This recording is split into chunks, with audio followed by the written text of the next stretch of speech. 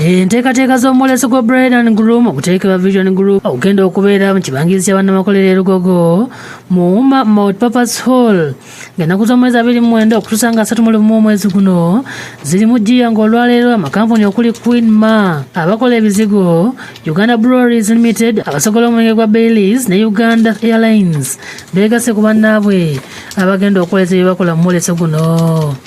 Bw'abadde ayanjula enkolagana enakulira Vision Group Doni Wanyama yeebaza ab'amakampuni gano olw'okwegatta ku mwoleso guno era n'akakasa nga bagenda okufuna mwoleso olw'amaanyi Vision Group geyolesezza mu byekola okumala ebbanga. This expo, as you've been told, is really the biggest bridal expo in town and I'm sure in the region really. There are many imitators but they can't really get to the level that the Vision Group does it. For our sponsors and partners, including the earlier ones, we want to assure you that you're going to get value for money. This is going to be the biggest event in town. We're sure you're going to have the audiences, and for the businesses, you'll be able to reap either during this expo or even after the expo. Wanyama akubiriza abantu bonna obutasoma mwoleso kubanga bagenda kwolesa ebintu bye bakola ku lunaku olwo bingi era ng'ebisinga bigenda kuba bikwata ku bagole. The people out there, I really want to encourage you and please come 29th to 31st of this month. We shall be in Lugogo. And this is just not limited to prospective brides and grooms. If you look at the schedule of what we are offering across those days, there's a variety of stuff. There's entertainment, Wana ba Uganda Airlines basinzidde ne banjula enteekateeka ey'enjawulo bwe bagenda okuyita okuwa ebirabo bannamukisa baneeta mu kazannyo ka Bride and Groom nga n'abakola abanaasinga bakutwalibwa bawummuleko.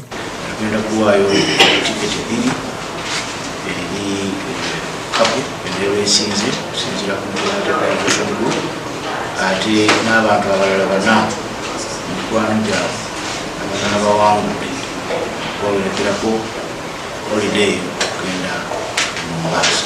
Nyanziddewo akulira bakitunzi ba Uganda Airlines ategeeza ng'ebasazeewo okwetaba ku mukolo guno okusobola okwongera okumanyisa bannayuganda empeereza za Uganda Airlines ez'enjawulo. Tugenda kuba tuzinga mu Bride and Groom Expo kubanga ngeri nnyingi zosobola okukozesa ennyonyi si ku mbaga kwokka naye okuva lutandika okuwuuza kiwuzo ky'embaga ennyonyi eyaffe mu Uganda Airlines kubanga batunalira naawe.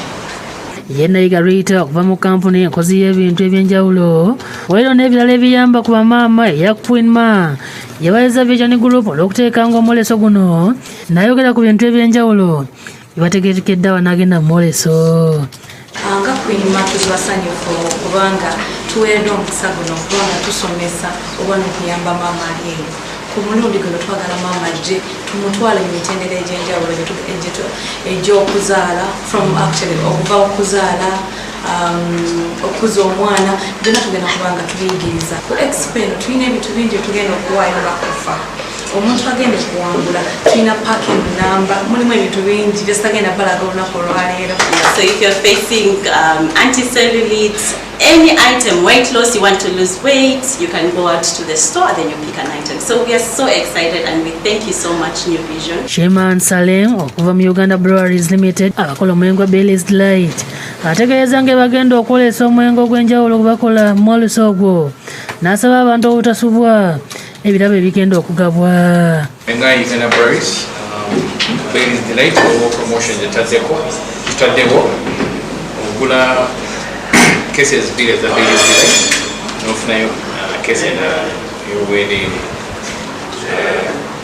Tutaddewo ne package ey'embaga eri abo baneetaba mu mwoleso guno gwa Bride and Groom Expo. Kulira okunoonyeza Vision Group akatale Rogers Anguzo ono wasinzidde n'akoola bannannyini makampuni agatali gamu obutasubwa mukisa guno bajje beewandiise. So I encourage everyone to come and the other businesses that are still out there thinking this is the deal. Please come. We will share the numbers of the person concerned. Book your stall and come and share in this one. Download the app on App Store or Google Play Store now. Vision Digital Experience, the future of media.